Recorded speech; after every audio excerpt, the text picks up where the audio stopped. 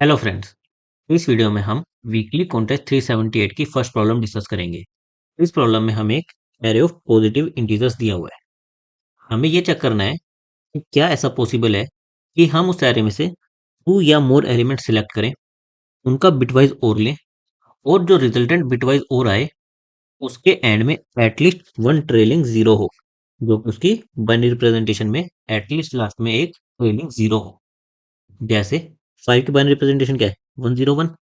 इसमें कोई trailing zero नहीं है। ट्रेलिंग जीरो का मतलब हो गया लास्ट में जीरो। वैसे अगर हम 4 की बाइनरी रिप्रेजेंटेशन देखें तो 100 के लास्ट में टू ट्रेलिंग जीरोज हैं। हमें क्या करना है, अगर ऐसा पॉसिबल है कि हम टू या मोर एलिमेंट सेलेक्ट करें हमारे एरे में से, उनका बिटवाइज और लें, और उस रिजल्ट में हमारी कोई ट्रेलिंग जीरो आए तो हमें ट्रू रिटर्न करना है, अदरवाइज हमें फॉल्स रिटर्न करना है।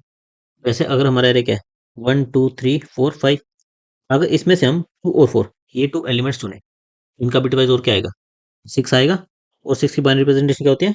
110। लास्ट में एक ट्रेलिंग जीरो है।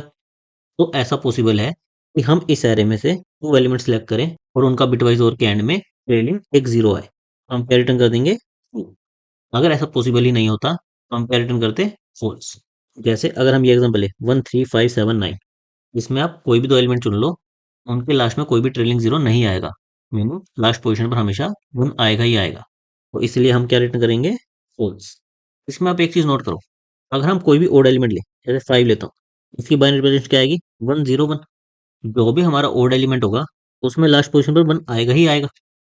और जो हमारा इवन एलिमेंट होगा, जैसे अगर मैं 4 का एग्जांपल लूँ, 100, जो भी हमारा इवन एलिमेंट होगा उसमें लास्ट पोजीशन पर जीरो ही आएगा। ओड में लास्ट पोजीशन पर वन आएगा, इवन में लास्ट पोजीशन पर जीरो आएगा। और हमारे बिटवाइज और की प्रॉपर्टी क्या होती है, अगर हम किसी पर्टिकुलर पोजीशन पर देखें, जैसे 5 और 4 का बिटवाइज और लें, 101 और 100, इसका बिटवाइज और लें तो क्या आएगा? 101।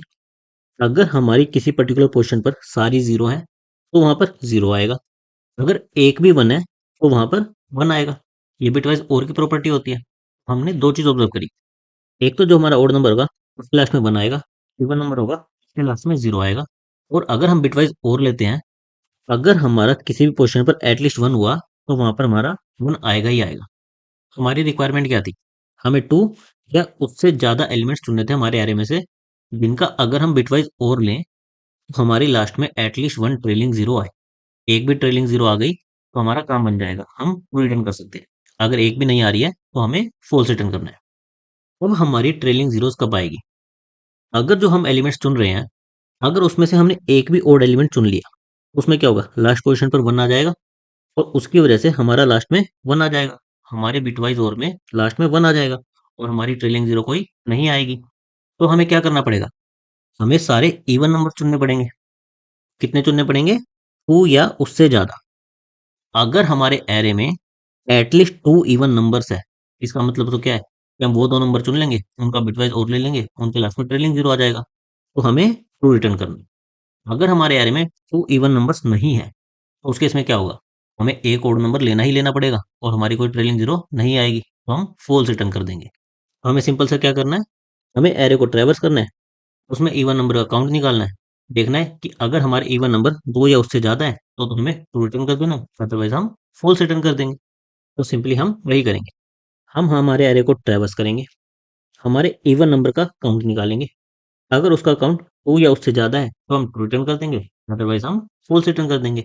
और इसकी हमारी टाइम कॉम्प्लेक्सिटी क्या आएगी, हम सिंपल हमारे एरे पर एक लूप लगा रहे हैं, तो इससे हमारी टाइम कॉम्प्लेक्सिटी क्या जाएगी? Of n. और हमने कोई एक्स्ट्रा स्पेस नहीं लिया, हमारी स्पेस कॉम्प्लेक्सिटी क्या जाएगी? Of one. Thank you guys.